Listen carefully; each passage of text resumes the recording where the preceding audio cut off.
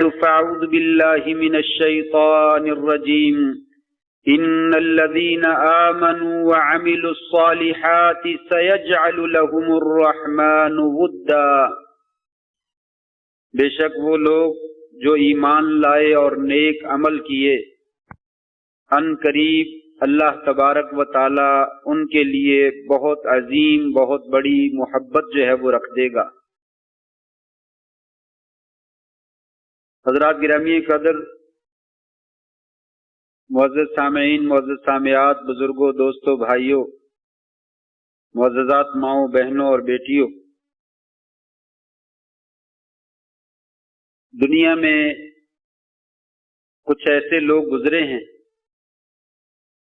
جن کو تاریخ جو ہے وہ سنہرے حروف سے جو ہے ان کا تذکرہ کرتی ہے، اور ان کو لوگ بھی یاد رکھتے ہیں اور ان کا ذکر خیر کرتے ہیں۔ انہوں نے ایسے کارہائے نامہ سر انجام دیے کہ جس کی بدولت اللہ تبارک و تعالی نے انہیں بہت اونچا مقام عطا فرمایا اور بڑا شرف ملا۔ ان کی زندگیوں میں ہمارے لیے بھی بہترین قسم کے نمونے ہیں اور بہترین قسم کے دروس اور سبق اور عبرتیں ہیں۔ اس لیے اپنے سلف کی سیرت کو، سلف صالحین کی تاریخ کو اور ان کے حالات زندگی کو ضرور پڑھنا چاہیے۔ ان کو پڑھ کر انسان کا ایمان جو ہے وہ تازہ ہوتا ہے اور ایمان کی قوت کو جو ہے وہ جلا ملتی ہے، اور انسان دین کے کاموں میں ایک نئے جذبے کے ساتھ اور ایک نئے ولولے کے ساتھ آگے بڑھنے کا جو ہے وہ عزم کر لیتا ہے۔ آج ایک ایسی شخصیت کا تذکرہ کرنے جا رہا ہوں جنہیں آپ جانتے ہیں، حضرت سلمان فارسی رضی اللہ تعالی عنہ وارضاہ۔ حضرت سلمان فارسی رضی اللہ تعالی عنہ اللہ کے بندے ہیں، نیک آدمی ہیں، بہت ہی جلیل القدر صحابی ہیں، اور اسلام میں بڑا خوبصورت جو ہے وہ وقت گزارا ہے۔ اسلام سے پہلے فارسیوں نسل تھے۔ اسبہان کا علاقہ، ایران کے قریب اسبہان کا علاقہ، وہاں کے رہنے والے تھے۔ ایک بستی ہے مابا، اس بستی کے اندر جو ہے یہ پیدا ہوئے، بلکہ جوئی یا جئی، جیم اور یا جئی کے نام سے ایک بستی ہے، اس میں یہ پیدا ہوئے۔ والد کا اکیلا بیٹا تھا یا اللہ عالم، والد ان کے ساتھ شدید محبت کرتے تھے۔ اپنی تاریخ خود ہی بیان کرتے ہوئے ذکر کرتے ہیں کہ جیسے کوئی انسان اپنی بیٹی کی حفاظت کرتا ہے، اسے بند کمرے میں رکھتا ہے، میری حفاظت میرے والد نے اسی طرح کی، مجھے باہر نہیں نکلنے دیتے تھے۔ کبھی بھی کوئی کام ہوتا تو خود ہی جا کے کر لیتے اور مجھے گھر میں ہی رہنے دیتے۔ اور یہ مجوسی تھے، آگ کے پجاری تھے، تو آگ کے پاس ہی رکھتے۔ میرے نزدیک آگ کو بہت زیادہ جو ہے وہ عظیم بنا دیا گیا، گویا کہ میں آگ ہی کے لیے پیدا کیا گیا۔ تو آہستہ آہستہ ظاہر بات ہے، انسان کی جس چیز کے اوپر تربیت ہوتی ہے انسان اس سے محبت کرتا ہے۔ تو میں آگ ہی کی جلاتا اور ہمارے گھر میں آگ بجھنے نہیں پاتی تھی۔ ہم آگ جلا دیتے اور جلانے کے بعد اس کی مسلسل رکھوالی رکھتے، نگرانی کرتے اور اسے بجھنے نہ دیتے۔ لیکن قدرت کو کچھ اور ہی منظور تھا۔ ایک دن ایسا ہوا کہ گھر میں کچھ کام کاج تھا، کوئی مرمت کرنے والی تھی، کوئی دیوار تھی یا کوئی پینٹ کرنے والا تھا، کوئی ایسا معاملہ ہوگا۔ کہنے لگے والد صاحب کو گھر میں ضروری کام پڑ گیا۔ انہوں نے کہا بیٹا کھیت میں جانا ہے اور فلاں فلاں کام کرنے والے ہیں، جاؤ آج تم کرو۔ چنانچہ اس دن جو ہے وہ میں باہر نکلا، والد نے مجھے بھیج دیا، میں کھیت کی طرف جا رہا تھا۔ اچانک ایک گرجے کے پاس سے، عیسائیوں کا معبد جو تھا وہاں سے گزر ہوا۔ مجھے اندر سے کچھ آوازیں آنے لگی کہ کچھ لوگ جو ہے کچھ کر رہے ہیں، تو مجھے کچھ آوازیں مانوس سی لگی، بھلی لگی، اچھی لگی، تو میں نے اندر جھانک کر دیکھا، اندر کچھ لوگ جو ہے اپنے ہی طرز کے اوپر جو ہے وہ عبادت کر رہے تھے اور کچھ باتیں کر رہے تھے۔ تو مجھے وہ معاملہ بڑا خوبصورت لگا. ایک آدمی گفتگو کرنے لگا تو میں وہاں پہ بیٹھ گیا. وہ گفتگو کرتا چلا گیا, میں سنتا چلا گیا. پھر وہ عبادت کرنے لگے, میں ان کی عبادت دیکھتا رہا. حتیٰ کہ شام مجھے وہیں پہ ہو گئے, میں کھیت میں جا ہی نہ سکا. سورج غروب ہو گیا. پھر میں وہاں سے نکلا اور گھر واپس آ گیا. گھر آئے تو والد ناراض ہوئے اور پوچھا تیرے پیچھے میں نے بندے بھیجے, کہاں چلے گئے, نظر نہیں آئے. تو کہنے لگا ابا جان میں رستے میں جا رہا تھا تو اس طرح عیسائیوں کے گرجے میں داخل ہوا تو وہاں عیسائی عبادت کر رہے تھے, تو وہ عبادت تو مجھے اچھی لگی. تو والد جو تھا وہ پہلے ہی خوف زدہ تھا. اس نے کہا بیٹا نہیں, ہمارا دین جو ہے بہت خوبصورت ہے, عیسائیوں کا دین اس کے قریب میں بھی نہیں پہنچتا. ہم نے باپ دادا سے یہ دین حاصل کیا ہے اور یہ بڑا عمدہ دین ہے, اس کے قریب نہیں جانا. بیٹا کہنے لگا بجان مجھے تو نہیں لگتی ایسی کوئی بات, ایک ہی دفعہ دیکھا عیسائیت کو تو کہنے لگا یہ آپ کی عبادت مجھے تو اچھی نہیں لگی, ان کا معاملہ جو ہے وہ مجھے خوبصورت لگا. تو باپ کو جس چیز کا خدشہ تھا وہی لاکھ ہوا. اس نے جو ہے وہ بیٹے کو بیڑیاں ڈال اور زنجیریں ڈال کر گھر میں بند کر دیا کہ تب باہر نہیں جانا. کہنے لگا میں بڑا پریشان ہوا. خیر قریب میں کوئی گھر میں لوگ آتے جاتے رہتے تھے تو میں نے پتہ کروایا کہ عیسائیوں کا بڑا اڈا جو ہے وہ کہاں پہ ہے, ان کے بڑے لوگ جو ہے وہ کہاں پہ ہیں. مجھے بتلایا گیا شام کے علاقے میں. چنانچہ میں نے کسی کے ذریعے سے خبر منگوائی کہ شام کی طرف سے کوئی قافلہ آئے تو مجھے ضرور بتلانا. چنانچہ ایک قافلہ تجارت کی غرض سے شام کا وہاں پہ پہنچ گیا. تو قافلہ جب آیا تو بتانے والے نے آ کر خبر دے دی کہ قافلہ آ گیا. اس نے کہا جب یہ واپس جانے لگے پھر مجھے بتانا. چنانچہ وہ ایک دن پھر خبر لے کر آ گیا کہ آج قافلے والوں نے اپنی تجارت مکمل کر لی, آج نکلنا ہے. چنانچہ اس وقت اس نے منصوبہ بنایا اور کسی طریقے سے اپنی بیڑیوں سے جان چھڑائی. بیڑیوں سے نکلا اور قافلے سے جا ملا اور شام پہنچ گیا. والد کو کوئی خبر نہیں, نکل گیا معاملہ. کہتے ہیں شام پہنچا, وہاں پہ جا کر میں نے پتا کیا کہ یہاں پہ کہاں پہ کوئی گرجا ہے اور کہاں پہ کوئی عیسائیوں کا بڑا عالم ہے. تو مجھے ایک راہب کا پتہ بتایا گیا, ایک پادری کا پتہ بتایا گیا. چنانچہ میں پادری کے پاس چلا گیا, اس کو میں نے غرض و غایت بتلائی تو اس نے مجھے مرحبا کہا, خوش آمدید کہا, اور جو ہے عبادت کرتا تھا, نیک آدمی تھا ظاہری طور پر. تو میں بھی اس کے ساتھ عبادت کرنے لگا. اس نے مجھے کہا ٹھیک ہے میرے ساتھ رہو یہاں پہ. دین کی معلومات جو ہے وہاں سے لیتا رہا, علم بھی حاصل کیا, عبادت بھی کی. لیکن آہستہ آہستہ مجھے پتا چلا کہ یہ پادری جو ہے جو کچھ کہتا ہے کرتا نہیں ہے. لوگوں کو صدقہ خیرات کا حکم دیتا ہے کہ غریبوں کو, مسکینوں کو, بیواؤں پہ خرچ کرنا ہے, صدقہ خیرات جمع کراؤ. لوگ نیازیں لے کر آتے ہیں اور اس نے اپنا کوئی مٹکا رکھا ہوا ہے, اس میں جا کے چھپا دیتا ہے, لوگوں کو تقسیم نہیں کرتا. میں بڑا دل میں کڑتا رہا, یہ کیا مسئلہ ہے, لیکن ہمت نہ پڑی کسی کو بتلانے کی. چنانچہ کچھ عرصہ گزرا, اتفاق ایسا ہوا کہ وہ بندہ فوت ہو گیا. عیسائیوں کے ہاں پادری کا مقام ہے, لوگوں نے بڑے اعزاز کے ساتھ اس کو جو ہے وہ دفنانے کا پروگرام بنایا. تو میں نے کہا آپ جو ہے وہ اتنے اعزازات دے رہے ہو, یہ بندہ اتنا اچھا نہیں ہے. کہا پادری کے بارے میں تم بات کرتے ہو, تمہارے پاس کیا ثبوت ہے؟ تو کہنے لگا میرے پاس ثبوت ہے, یہ تمہارے نذرانے جو ہے وہ غریبوں کو نہیں دیتا تھا, اپنے لیے جمع کر لیتا تھا. کہا کہاں ہے؟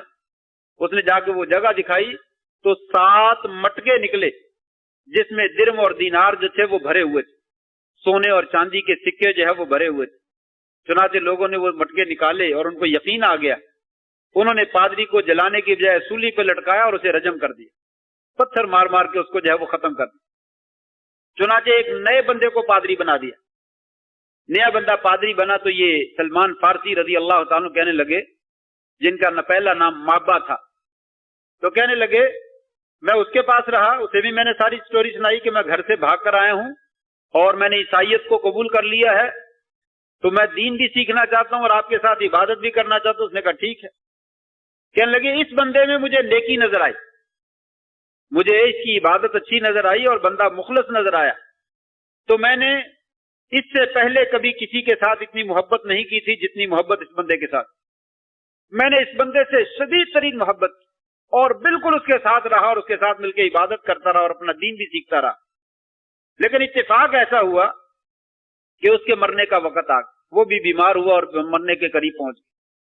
میں نے اسے کہا اللہ کے بندے تم تو جا رہے ہو، میری تو پیاس نہیں بجھی، ابھی تو میں مزید سیکھنا چاہتا ہوں، ابھی تو مزید آگے بڑھنا چاہتا ہوں اور اس علم کے بارے میں مزید جاننا چاہتا ہوں، تم دنیا سے جا رہے ہو تو مجھے کم از کم کوئی بندہ تو بتلا دو۔ کہنے لگے ہاں واقعی میں تو جا رہا ہوں، قریب میں تو کوئی بندہ نہیں ہے، عراق کے موصل علاقے میں وہاں پہ ایک پادری موجود ہے، اس کے پاس چلے جاؤ۔ کہنے لگے وہ بندہ فوت ہو گیا، اسے دفنایا گیا، میں نے وہاں پہ چھوڑا اور موصل میں چلا گیا۔ موصل میں جس پادری کا پتہ بتلایا تھا اس کے پاس گیا، اسے جا کر میں نے اپنا ساری کہانی سنائی، اس نے بھی مجھے رکھ لیا، جو کچھ اس کے پاس علم تھا وہ بھی سیکھتا رہا اور اس کے ساتھ مل کے عبادت بھی کرتا رہا، لیکن اللہ کے فیصلے کچھ اور تھے، وہ بھی بندہ فوت ہو گیا۔ جب فوت ہونے لگا تو اس سے بھی میں نے کہا تم جا رہے ہو، میرا کیا بنے گا؟ اپنے پیچھے کوئی بندہ چھوڑا ہے تو مجھے کم از کم اس کی رہنمائی تو کر دو، وہ کہاں پہ ہے؟ تو اس نے مجھے بتلایا کہ نصیبین ایک علاقہ ہے، وہاں پہ چلے جاؤ، وہاں پہ عیسائیوں کا ایک بہت بڑا عالم موجود ہے، وہ تمہاری ضروریات جو ہے وہ پوری کر سکتا ہے۔ چنانچہ میں وہاں سے اس کو دفنانے کے بعد وہاں سے نکلا اور نصیبین میں چلا گیا۔ وہاں بھی اسی طریقے سے وقت گزارا اور اتفاق ایسا ہوا کہ وہ بھی فوت ہونے لگا۔ میں نے اسے بھی کہا کہ میری ابھی منزل بڑی دور نظر آ رہی ہے، مجھے ابھی اپنی منزل نہیں ملی، میرے علم کی اور عمل کی پیاس نہیں بجھی ہے، میں مزید آگے بڑھنا چاہتا ہوں، تو آپ مجھے کوئی بندے کا پتہ بتلائیے آپ کے بعد جس کے بعد چلا جاؤں۔ اس نے بڑے سوچ و وچار کے بعد کہا کہ یہاں تو بندہ قریب میں نہیں ہے، اموریہ میں چلے جاؤ۔ اموریہ میں ایک پادری موجود ہے، وہ ہمارا بہت بڑا عالم ہے اور اس کے پاس تیری ضروریات زندگی کی چیزیں جو ہے وہ موجود۔ چنانچہ کہنے لگے اس کو بھی دفنایا اور میں اموریہ پہنچ گیا۔ وہ بندہ بھی بہت عالم نکلا، نائس نکلا، بڑا عمدہ تھا، بہت علم تھا اس کے پاس۔ میں اپنے علم کی پیاس بجھاتا رہا اور قدرت کا کرنا یہ ہوا کہ وہ بھی فوت ہونے لگا۔ وہ بھی بیمار پڑا تو میں نے اس کے بھی کہا کہ مجھے وصیت کر دیں، مجھے بتلا تو دے کوئی ایسا عالم آدمی جو اور موجود ہو۔ وہ کہنے لگا افسوس اب مجھے دنیا میں کوئی بندہ جو ہے وہ نظر نہیں آ رہا، ہمارا کوئی ایسا پادری، کوئی ایسا عالم نہیں ہے جس کی طرف میں تیری رہنمائی کروں، جو تیری علمی پیاس کو اور عملی پیاس کو بجھا سکے، تجھے تیری منزل تک جو ہے وہ پہنچا سکے۔ اب اس وقت جو ہے وہ کوئی موجود نہیں، لیکن ایک بات میں تجھے بتلاتا ہوں۔ کہا وہ کیا؟ کہا اس وقت نا جو نشانیاں ہماری کتابوں میں موجود ہے وہ یہ ہے کہ عرب کی سرزمین پر ایک نبی جو ہے وہ مبعوث ہونے والا ہے، ایک عرب کی سرزمین پہ نبی جو ہے وہ مبعوث ہونے والا ہے، اور اس کو اس کے علاقے میں لوگ رہنے نہیں دیں گے، وہ ہجرت کر کے ایک ایسی سرزمین میں پہنچے گا جو دو پتھریلی سیاہ رنگ کے پتھروں والی زمین کے درمیان کی جگہ ہے، ادھر کے کنارے پہ بھی سیاہ رنگ کے پتھر ہیں، دوسرے کنارے پہ بھی سیاہ رنگ کے پتھر ہیں، اور درمیان میں وہ جگہ ہے اور وہ کھجوروں کے باغ کی جگہ ہے، وہاں پہ کھجوروں کے باغ بھی ہیں۔ یہ نشانی ہے، وہ نبی اگر تجھے مل جائے تو وہاں چلے جاؤ۔ کہا اس کی کوئی اور نشانی؟ کہا اس کی 3 نشانیاں ہیں۔ ایک تو وہ اس کو صدقہ دیں، وہ صدقہ نہیں کھاتا، ہماری کتابوں میں جو لکھا ہوا ہے اگر اس کو صدقہ خیرات کا مال دیا جائے گا وہ صدقے کا مال نہیں کھائے گا۔ نمبر 2 اگر اس کو ہدیہ دیا جائے تو ہدیہ کو قبول کر لے گا۔ نمبر 3 اس کی کمر پہ مہر نبوت جو ہے وہ موجود ہے، وہ اس کی نبوت کی جو ہے وہ سچے نبی ہونے کی نشانی ہے۔ کہنے لگا یہ بندہ جو ہے وہ تھوڑی دیر کے بعد فوت ہو گیا، میں نے اسے تدفین کی اور کچھ عرصہ موریہ میں رہا، اور جو ہے یہاں پہ میں نے اس کے ساتھ رہتے رہتے کچھ چھوٹا سا کاروبار بھی شروع کر لیا تھا، کچھ بکریاں خرید لی، کچھ گائیاں خرید لی، ان کا ایک ریوڑ بنا لیا، ان سے اپنا گزارا بھی کرتا تھا، عبادت بھی کرتا تھا۔ لیکن جب یہ فوت ہو گیا تو میں اب پریشان ہوا کہ کس طریقے سے عرب میں جاؤں۔ تو کہنے لگے ایک قافلہ تجارت کا عرب سے آیا، بنو کلب کا، تو مجھے پتا چلا کہ انہوں نے واپس عرب کی سرزمین پہ جانا ہے۔ میں قافلے والوں کے پاس گیا، میں نے کہا میں عرب کی سرزمین پہ جانا چاہتا ہوں، کیا لے جا سکتے ہو مجھے؟ کہنے لگے تمہارے پاس دینے کو کیا ہے؟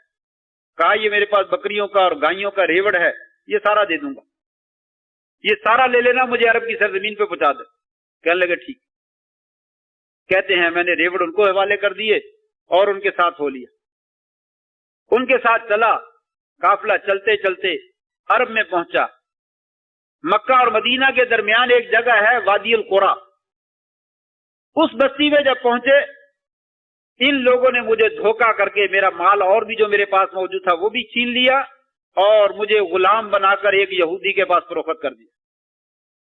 چنانچہ وادی القرا یہودی کی غلامی کے اندر میں نے پھر زندگی بسر کرنا شروع کر دی. میں نے دیکھا یہ بھی عرب کی سرزمین ہے اور قریب قریب میں کچھ تھوڑی بہت نشانیاں بھی مجھے نظر آئیں. میں نے سمجھا شاید یہی زمین ہے، امید ہے یہیں پہ کوئی خبر آ جائے گی. لیکن ابھی زندگی اور اللہ تعالیٰ کو کچھ اور ہی منظور تھا. کہنے لگے کچھ ہی دن گزرے تھے کہ اس کا چچا ذات مدینہ سے آیا جو بنو قریظہ سے تعلق رکھتا تھا. وہ آ کر کہنے لگا یہ غلام مجھے دے دو، یا اس نے اس کو کہا یہ تم لے جاؤ. اس نے پیسے دیے اور غلام لے لیا اور مجھے جو ہے وہ بنو قریظہ میں لے کر آ. جس وقت نیتیں سچی ہوں، ارادے پختہ ہوں، تو اللہ تبارک و تعالیٰ کی مدد بھی شامل حال ہوتی ہے. کہاں غلامی کی زندگی اور دھکے کھائے جا رہے ہیں اور کہاں انسان جو ہے وہ خود بخود منزل کے جو ہے وہ قریب ہوتا چلا جا رہا. بے نہیں اسی طرح کہاں یوسف علیہ السلام قتل کے منصوبے بن رہے ہیں، کہاں کنویں کی زندگی جو ہے وہ گزاری جا رہی ہے، اور کہاں جو ہے وہ عزیز مصر اور ان کے ساتھ فتنے کے اندر جو ہے وہ لڑائی جھگڑے کے معاملے چل رہے ہیں، اور کہاں جیل کی سلاخوں کے پیچھے دھکے کھائے جا رہے ہیں، اور کہاں اللہ تبارک و تعالیٰ جو ہے وہ تخت کے اوپر بٹھانے کی جو ہے وہ منصوبے جو ہے وہ بنا رہا ہے. یہ اللہ تبارک و تعالیٰ کا کرم ہے کہ جب بندے کے ارادے سچے ہو اور بندے کا عمل جو ہے وہ اچھا ہو تو آسمان سے اللہ تبارک و تعالیٰ کی مدد جو ہے وہ نازل ہوتی ہے. کیسے؟ خود بخود ہی غلام بنا کر مدینہ میں ان کو پہنچا دیا.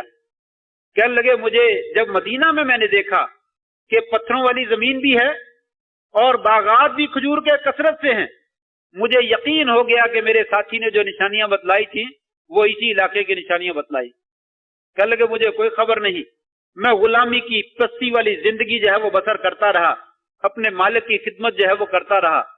نبی کریم صلی اللہ علیہ وسلم کے مبعوث ہونے کا مجھے کوئی علم نہیں کہ آپ مکہ میں آ چکے ہیں نہیں آئے ہیں. ایک دن کہتے ہیں میں درخت کے اوپر چڑھا، کھجوریں اتار رہا تھا. میرا سردار وہ درخت کے نیچے بیٹھا ہوا تھا. اس کا ایک کزن اچانک اس کے پاس بھاگا ہوا آیا اور کہنے لگا تو تمہیں کوئی خبر ہے؟ کہنے لگا کس چیز کی؟ کہنے لگے میرے کان کھڑے ہو گئے. میں درخت کے اوپر بیٹھا ہوا تھا. وہ کہنے لگا پتا ہے مکہ میں ایک آدمی آیا ہے جس نے نبوت کا دعویٰ کیا ہے اور وہ مکہ سے ہجرت کر کے مدینہ میں پہنچ گیا ہے اور وہ مسجد قباء کے پاس وہاں پہ لوگوں کا جمگٹا اس کے ارد گرد جمع ہے. ابھی یہ باتیں کر رہے تھے، کہنے لگے مجھے تو ایسے محسوس ہوا کہ درخت کی شاخ ٹوٹ جائے گی اور میں دھڑام سے نیچے اس کے سر کے اوپر گر جاؤں گا. بڑی مشکل سے اپنے آپ کو سنبھالا اور بڑی تیزی کے ساتھ میں درخت سے نیچے اترا. میں نے کہا کیا کہا؟ کیا کہا؟ میں نے جب اتنا ہی کہا تو مالک کو غصہ آیا، اس نے زور سے تھپڑ دھکے مارا. تیرا کیا کام ہے؟ تجھے کیا معاملہ؟ تو نے کیوں پوچھ رہے ہو؟ چلو جا کے اپنا کام کرو. کہنے لگے نہیں ویسے ہی میں نے تو پوچھا تھا کہ کیا خبر ہے، ذرا تحقیق تو کرو صحیح. کہنے چل چل اپنا کام کر. بات تو میں نے سن لی تھی. چنانچہ پھر میں اپنے کام کاج میں مشغول ہو گیا. جیسے ہی مجھے موقع ملا میں نے تھوڑی سی کھجوریں جمع کی اور جس علاقے کا کہا تھا کہ وہاں پہ آئے ہیں میں وہ کھجوریں لے کے وہاں پہ پہنچ گیا. میں نے جا کر کہا آپ صلی اللہ علیہ وسلم جو ہے وہ آپ ان کو جو بھی مخاطب کرتے تھے اس وقت میں نے ان کے نام سے مخاطب کیا اور مخاطب کر کے کہا کہ سنا ہے آپ کے ساتھ کچھ غریب لوگ رہتے ہیں اور آپ جو ہے ان کو کھلاتے پلاتے رہتے ہیں، یہ کچھ تھوڑا سا میں صدقہ لے کر آیا ہوں، آپ بھی کھا لیجئے اور غریبوں کو بھی کھلا دیجئے. آپ نے وہ صدقہ وصول کیا اور اپنے ساتھ جو ساتھی تھے سارا ان میں تقسیم کر دی اور کوئی چیز اس میں سے نہیں کھائی. سلمان فارسی رضی اللہ تعالیٰ کہنے لگے میں نے دل میں سوچ لیا کہ لو ایک نشانی تو پوری ہو، جو اس نے بتلائی تھی بالکل صحیح بتلائی. چنانچہ میں واپس چلا گیا. اگلے دن پھر دوبارہ آیا اور کچھ کھجوریں لے کر آیا. میں نے کہا یا رسول اللہ یہ ہدیہ ہے، یہ ہدیہ قبول کر لیجئے. آپ نے وہ ہدیہ قبول کر لیا اور اس میں سے کچھ خود بھی کھا لی اور کچھ اپنے ساتھیوں کو بھی کھلا دی. میں نے کہا لو دو نشانیاں جو ہے وہ پوری ہو. तीसरी निशानी की अब मैं इंतजार में था कि तीसरी निशानी जो है वो कब पूरी होती है। चुनाचे एक दिन अपने मालिक से नजरें बचाते हुए मौका मिला तो आप सल्लल्लाहु अलैहि वसल्लम बकी के अंदर किसी आदमी को दफनाने के लिए तशरीफ लाए थे। चुनाचे मैं भी पीछे आपके बकी में पहुंच गया तो सहाबा इकराम आपके गिर्द जमा थे। आपने दो चादरें जो है वो पहन रखी थी, एक नीचे तहबंद था, एक ऊपर चादर ली हुई थी। चुनाचे मैं घूमकर आपके पीछे आ गया। आप मुझे देख रहे थे तो जैसे मैं कोई चीज तलाश कर रहा हूं, आपको भी महसूस हुआ कि जैसे कोई बंदा ये चीज तलाश कर रहा है। चुनाचे आप थोड़ा सा साइड से हुए और कमर से आपने चादर थोड़ी सी पीछे कर दी। चुनाचे मुझे आपकी मोहरे नबूवत नजर आई। कबूतरी के अंडे की तरह या किसी जानवर के अंडे की तरह गोल उभरी हुई जगह थी। जब मैंने वो देखी तो मेरी आंखों से ज़ारो के तार जो है वो आंसू निकल आए और मैंने लपक कर उसको बोसा दिया। आपने मुझे पीछे किया और कहा सामने आओ। मैं सामने आया तो कहने लगे क्या मामला है, ये क्या तूने किया है। तो फिर उस वक्त मैंने सारा किस्सा जो है वो सुनाया। या रसूलल्लाह, मैं फारसी नस्ल हूं, मैं मजूसी हूं। किस तरीके से मैं घर से भागा, किस तरीके से पादरियों के पास मैं धक्के खाता रहा और वहां पे जो है वो मैं इल्म हासिल करता रहा और कैसे मुझे निशानियां मिली और फिर मैं गुलामी की जिंदगी में आया और गुलामी की जिंदगी बसर करते करते आज आपके साथ ज़ियारत हुई है। अल्लाह तबारक व तआला ने मुझे मंजिल मकसूद तक जो है वो पहुंचा दिया है। ज़ारो की तार रोते रहे और अपना सारा किस्सा जो है वो बयान किया। नबी करीम सल्लल्लाहु अलैहि वसल्लम बड़े मुतासर हुए, सहाबा को किस्सा सुनाया और फिर जो है उन्होंने इस्लाम कबूल कर लिया। लेकिन कैद में थे, जान न छूटी, बड़ी देर तक जो है वो कैद में रहे। हत्ता के मदीना में आपने गज़वा बदर में शरीक हुए, सलमान फारसी न शरीक हो सके। उहद में शरीक हुए तो उहद के अंदर सलमान फारसी न शरीक हो सके।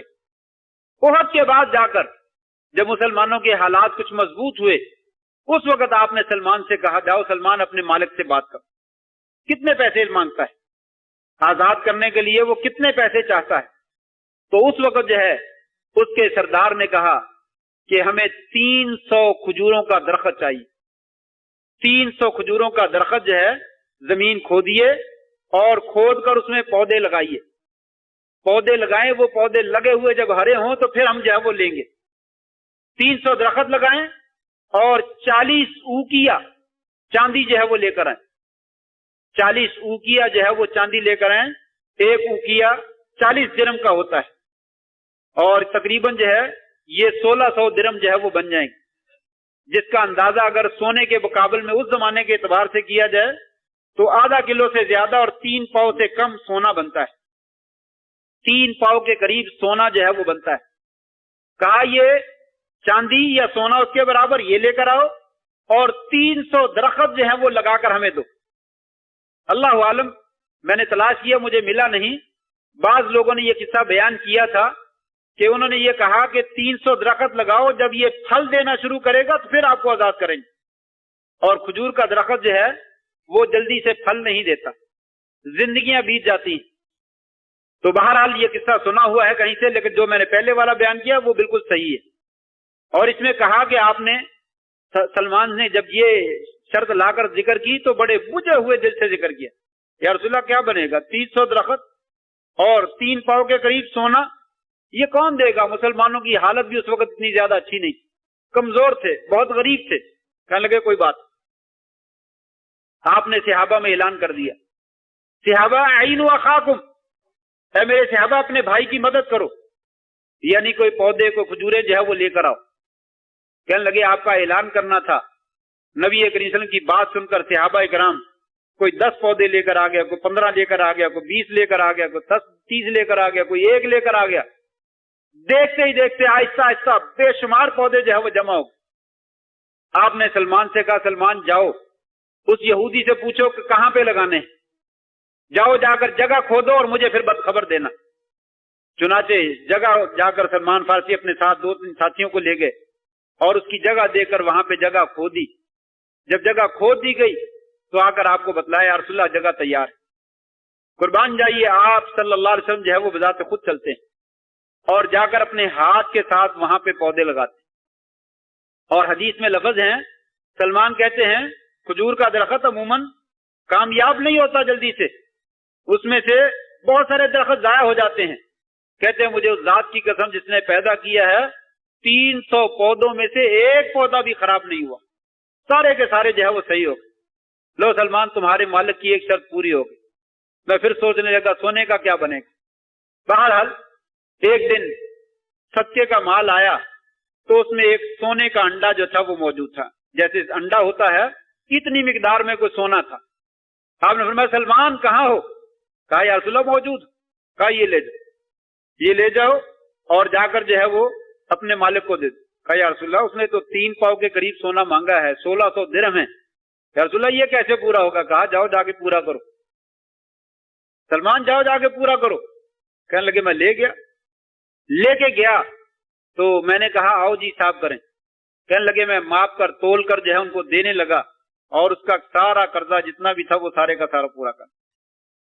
اس طریقے سے یہ سلمان فارسی رضی اللہ تعالیٰ جو ہے وہ آزاد ہوئے اور اللہ تبارک و تعالیٰ نے ان کے اوپر جو ہے وہ یہ کرم کیا کہ انسان کی تڑپ اور لگن سچی ہو, انسان محنت کرے تو اس کے لیے کوئی مشکل نہیں ہے. اسی وجہ سے آپ نے ان کے بارے میں کہا تھا, حضرت ابو ہریرہ رضی اللہ تعالیٰ راوی حدیث ہیں, غالباً صحیح بخاری کی روایت ہے کہ آپ صلی اللہ علیہ وسلم بیٹھے ہوئے تھے, سورہ جمعہ کی آیات نازل ہوئی وَآخَرِينَ مِنْهُمْ لَمَّا يَلْحَقُوا بِهِمْ, اور پیچھے کچھ لوگ ایسے بھی ہیں جو ابھی ملے نہیں ہیں. میں نے پوچھا یا رسول اللہ وہ کون ہیں؟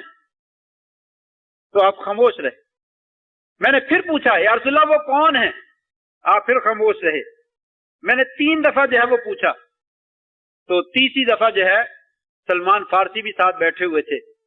آپ نے اس کے سر پہ ہاتھ رکھا, کندھے پہ ہاتھ رکھا, ہاتھ رکھ کر کہنے لگے اگر علم جو ہے سریا ستارے کے اوپر بھی ہوتا تو ان کی بستی میں, ان کے علاقے میں ان جیسے لوگوں میں ایسے لوگ موجود ہیں جو وہاں سے جا کر بھی جو ہے وہ علم حاصل کریں. یہ سلمان فارسی رضی اللہ تعالیٰ عنہ کے علاقے اور اس طرح کے لوگوں کی آپ صلی اللہ علیہ وسلم نے جو ہے وہ تعریف فرمائی کہ اگر علم دین سریا ستارے کے بھی اوپر ہوتا تو یہ لوگ محنت کر کے جو ہے وہ وہاں تک بھی پہنچ جاتے. تو سلمان فارسی رضی اللہ تعالیٰ عنہ نے اسلام قبول کیا اور بڑی خوبصورت پھر زندگی گزاری اور پھر نمونہ بنے. کئی واقعات ہیں میرے سامنے, گھڑی جو ہے وہ بند ہے, مجھے معلوم نہیں ہو رہا اندازے کے ٹائم جو ہے وہ تقریباً ہو گیا ہے. بس ایک حدیث یا ذکر کے اپنی بات جو ہے وہ ختم کرتا ہوں. سلمان فارسی اور حضرت ابو الدرداء رضی اللہ تعالیٰ عنہ آسلم جب ہجرت کر کے آئے تو آپ نے مدینہ میں بھائی چارہ کر قائم کیا. تو سلمان فارسی اور ابو الدرداء رضی اللہ تعالیٰ عنہ دونوں کو بھائی بھائی بنا دیا, دونوں کو بھائی بھائی بنا دیا. ابو الدرداء بڑے نیک آدمی تھے. ایک دن سلمان فارسی ابو الدرداء کے گھر میں زیارت کے لیے آئے تو گھر پہنچے تو گھر میں ابو الدرداء موجود نہیں تھے, ان کی بیوی موجود تھی. پھٹے پرانے گھر کے گندے سے کپڑے پہن رکھے تھے. انہوں نے کہا ام درداء کیا ماجرا ہے, یہ کیا اپنی حالت بنا رکھی ہے؟ کہا تیرے بھائی ابو الدرداء جو ہیں ان کو دنیا سے کوئی ضرورت نہیں ہے, نیک آدمی ہیں, دن کو روزہ رکھتے ہیں, رات کو تہجد پڑھتے ہیں, انہیں ہماری کیا پرواہ ہے. اچھا کچھ دیر بیٹھے, ابو الدرداء بھی آ گئے, مہمان کو ملے, بھائی کو ملے, کھانا بنوایا, کھانا بنوا کے کہا سلمان کھاؤ. کہا تم بھی کھاؤ. کہا میں نے تو روزہ رکھا ہوا ہے. کہا پھر اٹھا لو, پھر میں نے بھی نہیں کھانا. سلمان فارسی کہنے لگے پھر میں نے بھی نہیں کھانا, لے جاؤ. وہ بیچارے مجبور ہوئے, کھایا کھانا, روزہ توڑ دیا, نفلی روزہ تھا. دونوں نے کھانا کھایا, کھانا کھا کے رات ہو گئی, سو گئے. سلمان لیٹ گئے اور ابو الدرداء مصلے پہ کھڑے ہو گئے. سلمان کہنے لگا ابو الدرداء کیا کرنے لگے ہو؟ کہا قیام کرنے لگا. کہا ادھر آؤ, بستر پہ لیٹ جاؤ. بستر پہ لیٹ گئے. تھوڑی دیر ہوئی, سلمان پھر سونے لگے تو وہ پھر کھڑے ہو گئے. کہنے لگے کیا ہو رہا ہے؟ کہا عبادت کرنی ہے. کہا ادھر آؤ, لیٹ جاؤ, سو جاؤ. پھر لٹا دیا, سو گئے. جب رات کا آخری پہر ہوا تو سلمان کہنے لگے ابو الدرداء. کہا ہاں اٹھو, جاؤ وضو کرو. وضو کیا, خود بھی وضو کیا, دونوں نے نماز پڑھی. نماز پڑھنے کے بعد سلمان کہنے لگے ابو الدرداء ان لربک علیک حق, تیرے رب کا تیرے اوپر حق ہے, اپنے رب کا بھی حق ادا کیا کرو. ان لنفسک علیک حق, تیرے نفس کا بھی تیرے اوپر حق ہے, اپنے نفس کا بھی حق ادا کیا کرو. وَإِنَّ لِزَوْجِكَ وَلِأَهْلِكَ عَلَيْكَ حق, تیری بیوی کا اور تیرے گھر والوں کا بھی تیرے اوپر حق ہے, اسے بھی ادا کیا کرو. یہ باتیں کی تو ابو درداء خاموش ہو گئے اور سارا ماجرا جو ہے وہ پریشان ہوئے کہ میرے ساتھ اس نے کیا کیا ہے. صبح کو ہوئی تو نبی کریم صلی اللہ علیہ وسلم کو جا کر بتلایا, یا رسول اللہ میرے ساتھ سلمان نے یہ کیا ہے. آپ نے ابو درداء سادہ کا سلمان نے بالکل صحیح کہا ہے. سلمان نے جو باتیں کی ہیں وہ صحیح کی ہیں. یہ دین میں اعتدال ہے. عیسائیت سے بھی تعلیم حاصل کی ہے, دین سے بھی تعلیم حاصل کی ہے, اسلام سے بھی حاصل کی ہے, اور دین کے اندر مضبوط علم پایا ہے. اس کی روشنی میں کہا دین کے اندر غلو کی اجازت نہیں ہے. ایک ہی جانب میں انسان جھک جائے یا دوسری جانب میں چلا جائے. کہا میانہ روی, اعتدال کیجئے, تمام چیزوں کے حقوق جو ہے وہ ادا کیجئے. وقت ہوتا تو میں اور بھی باتیں سلمان کی ذکر کرتا. اللہ تعالیٰ سے دعا ہے اللہ تبارک و تعالیٰ ان کی ذات کے اوپر, ان کی قبر کے اوپر کروڑوں برکتیں اور رحمتیں نازل فرمائے, اور ان کے نقشے قدم پر ہمیں بھی جو ہے وہ چلنے کی توفیق نصیب فرما دے. وآخر دعوانا الحمدللہ رب العالمین.